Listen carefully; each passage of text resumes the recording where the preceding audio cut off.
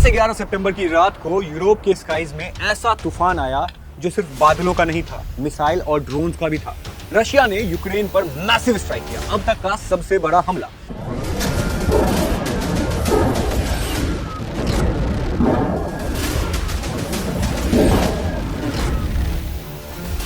चार 400 से ज्यादा ड्रोन, 40 से ज्यादा मिसाइल। ये सिर्फ एक अटैक नहीं, ये एक स्वॉर्म था।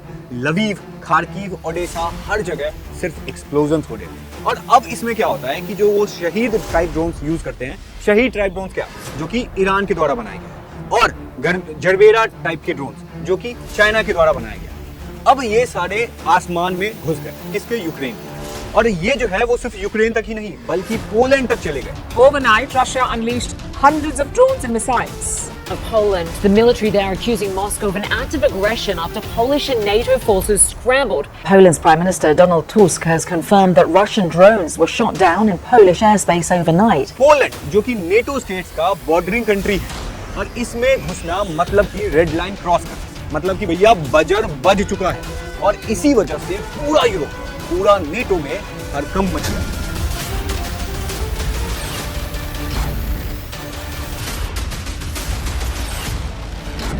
पोलैंड के पीएम डोनाल्ड टस्क का कहना है कि वर्ल्ड वॉर 2 के बाद पहली बार हम एक बड़े युद्ध के इतने पास पहुंच गए हैं, और तब उन्होंने आर्टिकल 4 को एक्टिवेट कर दिया है। This situation brings us the closest we have been to open conflict since World War II. We have a full-scale war beyond our Ukrainian-Russian border. Article 4 समझेंगे, लेकिन नेटो क्या है और नेटो का मतलब क्या है? तो नेटो का फुल फॉर्म है नॉर्थ अटलांटिक ट्रीटी ऑर्गेनाइजेशन। ये एक मिलिट्री अलायंस है जो 1949 में बनाया गया था। बेसिकली वर्ल्ड वॉर 2 के बाद यूरोप और नॉर्थ अमेरिका की कंट्रीज ने अपनी सिक्योरिटी के लिए बनाया था। अभी नेटो में 31 कंट्रीज हैं, जैसे USA, UK, Germany, France, Canada, Poland, Turkey, etc.. ये कंट्रीज एक कलेक्टिव डिफेंस प्रिंसिपल फॉलो करती है। अच्छा ठीक है, बना लिया, लेकिन क्यों बनाया? 1945 में वर्ल्ड वॉर 2 खत्म हुआ, यूरोप टोटली डिस्ट्रॉय हो गया। जर्मनी और जापान हार चुके थे, लेकिन यूरोप में पॉलिटिकल इंस्टेबिलिटी थी, इकोनॉमिक कियोस था, कंट्रीज को अपनी सिक्योरिटी और रिकंस्ट्रक्शन की जरूरत थी। अब देखिए, सोवियत यूनियन रैपिडली एक्सपैंड कर रहा था हर तरीके से, और ईस्टर्न यूरोप में कम्युनिज्म इंपोज कर रहा था। वेस्टर्न यूरोपियन कंट्रीज जैसे फ्रांस, यूके, बेल्जियम, नीदरलैंड्स, इन सबको लग रहा था कि सोवियत यूनियन ने अगर हमारी बजानी शुरू की तो हम सबको एक साथ लपेट लेंगे, तो हम अकेले क्या चीज हैं। और इसी वजह से कोल्ड वॉर शुरू हो गया था, ईस्ट वर्सेस वेस्ट चलना शुरू हो गया था, और इंडिविजुअल कंट्रीज को अपने लिए सिक्योरिटी चाहिए थी, क्योंकि वो अकेले कुछ नहीं कर सकते थे। और इसी वजह से उन लोगों ने मिलके एक ऑर्गेनाइजेशन बनाया, जिससे उन्होंने ये पूरी दुनिया को बता दिया कि देखो भाई, अगर मेरे एक भाई पे हमला करोगे तो दूसरा भाई, तीसरा भाई, चौथा भाई सब मिलके तुम्हारी बैंड बजाएंगे। मतलब एक पे अटैक मतलब सब पे अटैक। यही प्रिंसिपल फॉलो की जा रही थी नेटो के द्वारा। अब देखिए, इससे यूएसएसआर या कोई हॉस्टाइल पावर ये सोचता था कि अटैक करना रिस्की हो गया है, क्योंकि सब नेटो कंट्रीज मिलके बैंड बजा सकते हैं। अब देखो, अब इसमें दो आर्टिकल बहुत इंपॉर्टेंट है। कौन कौन सा? आर्टिकल 4 और आर्टिकल 5। अब पहले आर्टिकल 4 का समझते हैं कि क्या सीन है। जब कोई नेटो मेंबर बोलता है कि बॉस मेरी सिक्योरिटी रिस्क में है, तो आर्टिकल 4 ट्रिगर हो जाता है। ये एक इमरजेंसी मीटिंग बटन जैसा है। सारे मेंबर कंट्रीज एक टेबल पे आके डिस्कस करते हैं कि क्या करना है। Diplomacy, military support, intelligence sharing, air defence, सब कुछ शेयर होना शुरू हो जाता है। मतलब कि वो एक दूसरे की अंडरवियर छोड़ के सब शेयर कर सकते हैं। इससे पोलैंड जैसे कंट्रीज अलार्म रेज करके कलेक्टिव बैकिंग मांग सकते हैं। ये एक सिग्नल भी होता है कि देखो भाई, हम सीरियस हैं। ये अब तक 9-10 बार एक्टिवेट कर दिया गया है। आर्टिकल 4 का मतलब सबको जगाओ, आर्टिकल 5 का मतलब सबको लड़ाओ। आर्टिकल 4 का मतलब यही है, अरे लड़के लोग घुस गए हैं, बंदे लोग को कॉल कर दे।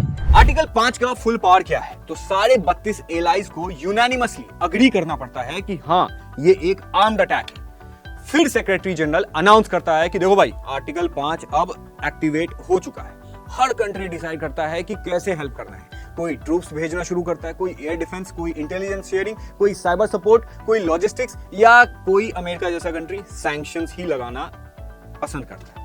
Are you ready to move to the second phase of sanctions against Russia? और इसके बाद मिलिट्री प्लान्स ऑन हो जाता है। नेटो के रैपिड रिएक्शन फोर्सेस और एयर मिसाइल्स डिफेंस रेडी हो जाते हैं। नेशनल फोर्सेस नेटो कमांड में डिप्लॉय हो सकते हैं। अब डिटरेंस नहीं, सीधा अटैक होगा।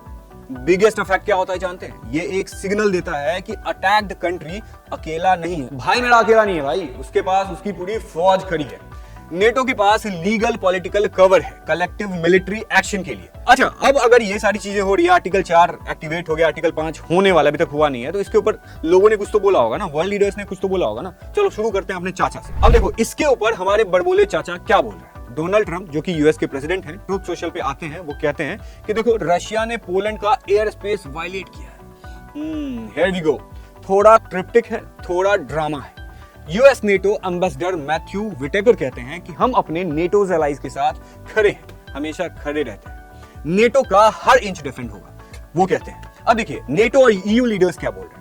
तो वन डेर लेन जो कि ईयू के लीडर हैं, वो कहते हैं अनप्रेसिडेंटेड और रेकलेस मूव था, पोलैंड के साथ फुल सॉलिडेरिटी है, ऐसे वायलेशंस टॉलरेट नहीं करेंगे। मैक्रोन फ्रांस के प्रेसिडेंट जो कि ऑलरेडी फ्रांस में प्रोटेस्ट झेल रहे हैं, वो कह रहे हैं कि भैया देखो ये सिंपली अनएक्सेप्टेबल है, रशिया ये एस्केलेशन बंद करो। काजा कलास ईयू की फॉरेन पॉलिसी चीफ, वो कहते हैं कि सबसे serious European air space violation है भाई, जो कि रशिया के द्वारा किया गया है, लगता है इंटेंशनल था, एक्सीडेंट नहीं था। रशिया की तरफ से क्या रिप्लाई आता है? मॉस्को का जवाब आता है कि ये हमने नहीं किया। रशियन डिप्लोमेट का कहना होता है कि पोलैंड ने कोई प्रूफ नहीं दिया है कि ड्रोन्स रशियन है, क्योंकि प्रूफ तो देना ही पड़ेगा।